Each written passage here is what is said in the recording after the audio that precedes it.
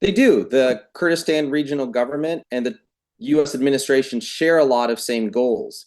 But I noticed that on this trip, Prime Minister Barzani seems to be emphasizing, wisely in my opinion, two aspects of those shared interests, emphasizing the shared opportunities to develop energy and power in the Kurdistan region.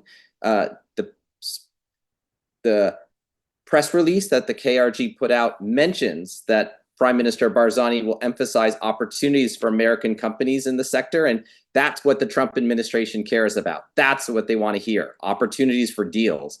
And also an emphasis on religious freedom. The KRG as a refuge for minorities in the region, especially for Christians. So they share a lot of interests, but it sounds like the Barzani is hitting the right note to speak to what the Trump administration cares about most. Well, here's the challenge, I think, for the Kurdistan region going forward. They share a lot of interests with the United States government in the region, such as stability in Syria, such as stability in Iraq, of course, and stability in southeastern Turkey.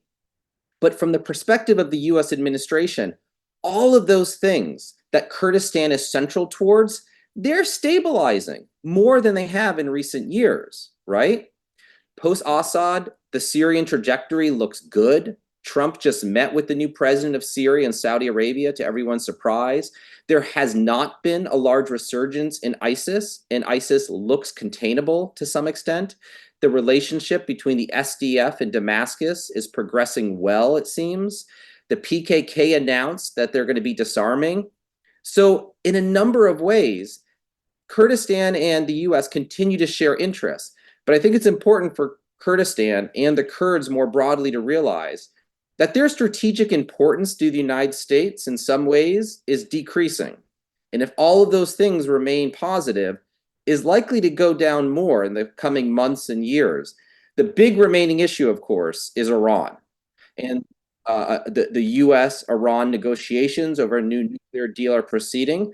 But I think until that point, right now, the KRG's leverage with the US and the ability to use the US to put pressure on Baghdad, it's at its peak.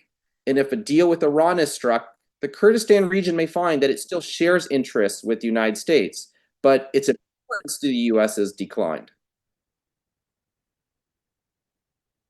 We'll see. There's already some new agreements between U.S. companies and companies in Kurdistan, from what I understand. Last month, General Electric and a company in Soleimani, Taurus Arms, signed a deal to develop the Bazian power plant. I think on both sides, there's a hope that that'll be the first of more deals, and we'll see what comes out of this trip.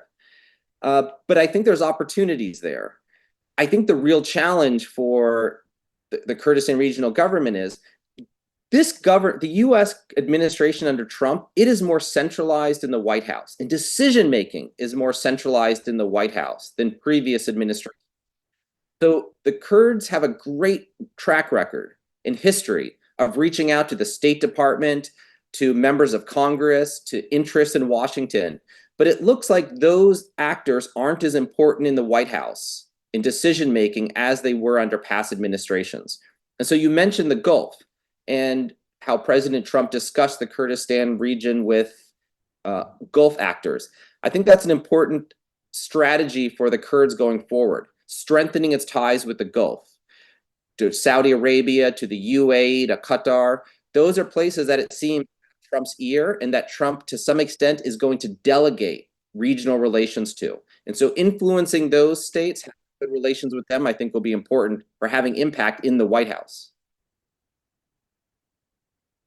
All of the above. All of those things matter.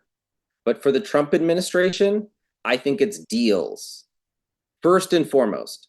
And there's a big opportunity now to restart oil exports from the Kurdistan region, which have been stalled for 2 years. And that requires a deal between Erbil and Baghdad.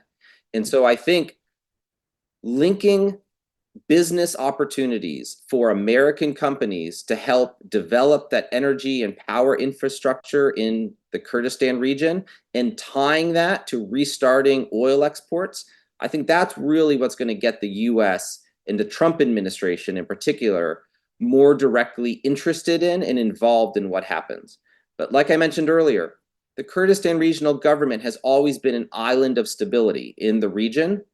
But in general, the immediate region around Kurdistan, from the US perspective, is stabilizing. And so Kurdistan, yes, it's stable, but it's in a less stable, it's in a more stable immediate neighborhood. And so that part of the importance for the US, I think, will go down. Like I said, now is the moment. Until there's a deal between the US and Iran on the nuclear program, the leverage of Kurdistan is at its highest because there's a lot of pressure within Baghdad to distance itself from Iran. There's a lot of pressure on the parties that are backing the prime minister. And if a deal isn't reached, or if Israel decides that they want to, in military parlance, military talk, go kinetic and attack Iran, and if the US is brought into attack in Iran, I think the relationship is going to change very quickly.